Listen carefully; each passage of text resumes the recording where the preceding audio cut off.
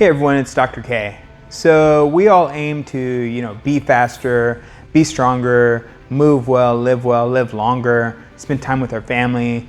But sometimes, it's harder and harder to achieve those goals. Now, once you've got a foundation in place, it becomes harder to notice the small changes that take place over time. And, sometimes we even plateau. So you can work harder for sure, but there's a risk versus reward situation where fatigue and stress on the body starts to add up on your body that eventually starts to work against you. So this is where having a sound strategy in place can really make the difference between plateauing and developing some sort of injury versus maintaining progress towards your goals. So if you're looking to get outside of the rut or you're stuck in your programming, one of the ways that you can start to get over that hump is by increasing the volume of your training session. By increasing the amount of training stress, at the end of the day, it basically acts as a stimulus for adaptation in your body.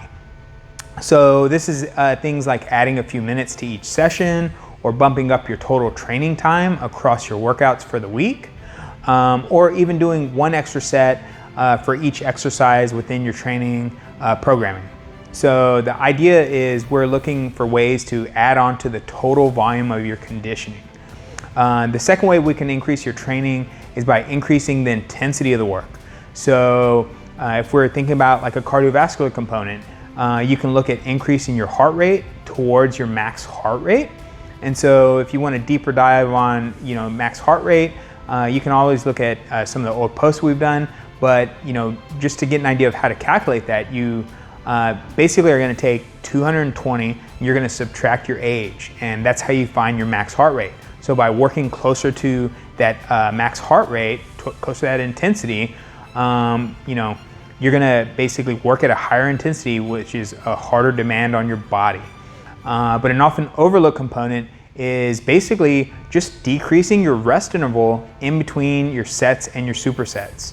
So simply by shortening the rest period between one workout and the next, you're basically going to overload the system with the work that you're already putting into your body. So all you have to do is decrease the rest period.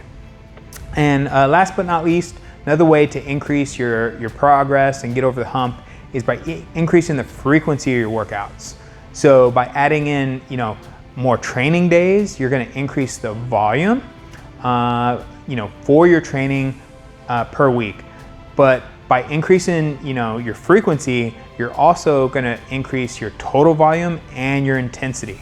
So this should be like a final solution, because what's going to happen is you're going to have greater and greater volumes and intensities added together at the same time. So there's a slight risk reward component for doing that. I would tell you to play around with one of the variables at a time, and then figure out where it helps you get over the hump. I would start by, first of all, boosting your training volume, then adjusting the intensity, then adjusting the intensity and the volume. And I'd only work on changing one of those variables for at least 4 to 8 weeks before adjusting another variable. So when progress starts to slow down, it's easy to just jack up the volume and intensity and frequency all at once, but that'd be like the worst thing in the world to do, because it's just a recipe for some sort of fatigue, overtraining, some sort of acute injury, or some sort of disaster. It's an easy thing that you can avoid just by following 3 principles we outlined. So let me know if this helps you, or if you have any questions. Stay strong, inspire others.